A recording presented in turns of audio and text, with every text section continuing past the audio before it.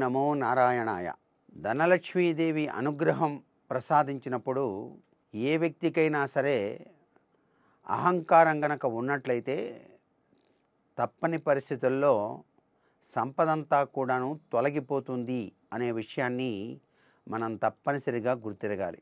ఇంద్రునికి లక్ష్మీదేవి అనుగ్రహం కలగగానే ఎనలేని సంపద, ఐశ్వర్యం, కీర్తి, పదవి అన్నీ వచ్చాయి. అతడు ఆ యొక్క లక్ష్మీదేవి యొక్క సంపదకు అచ్చెరువు చెంది వెంటనే తనకు తల్లి ప్రసాదించినటువంటి ఆ యొక్క గజవాహనం పైన ఇంద్రలోకంలో విహరిస్తూ ఉన్నటువంటి సందర్భంలో దుర్వాస మహాముని విష్ణుమూర్తికి ప్రియమైనటువంటి పవిత్రవంతమైనటువంటి మాలను ఇంద్రునికి ఇద్దాము అనేటువంటి ఉద్దేశంతో ఆ ఇంద్రునికి సమర్పించబోయాడు. ఆ ఇంద్రుడు ఈ యొక్క గర్వంతో ఉన్నాడు కాబట్టి ఆ మాలను ఆ యొక్క ఐరావతానికి ఇవ్వటం, ఆ ఐరావతము తన తొండంతో ఆ దండను కాస్త నేలకేసి కొట్టడం జరిగింది.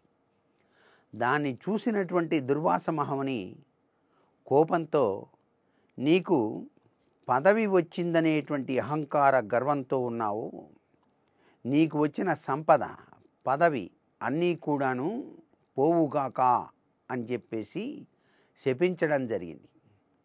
ఈ శాపవశాన ఇంద్రునికి పదవి పోయింది, లక్ష్మీదేవి కూడాను వెడలిపోయింది.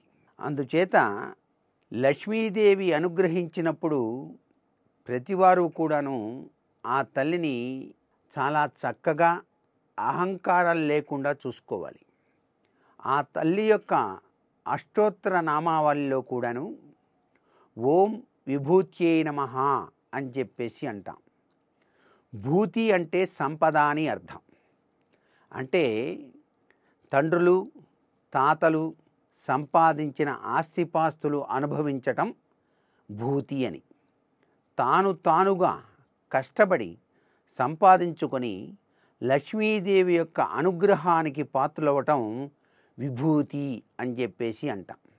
అందుకే ఆ తల్లిని, అమ్మా నేనుగా కష్టపడి సంపాదించుకునేటట్టుగా నీ చల్లని దీవెనల కరుణారస దృష్టి నాపై ప్రసరింపచేయని ఓం విభూత్యై నమః అని ప్రార్థన చేయాలి, ఎటువంటి అహంకారం కూడాను లేకుండా. సర్వే జనా సుఖినో భవంతు.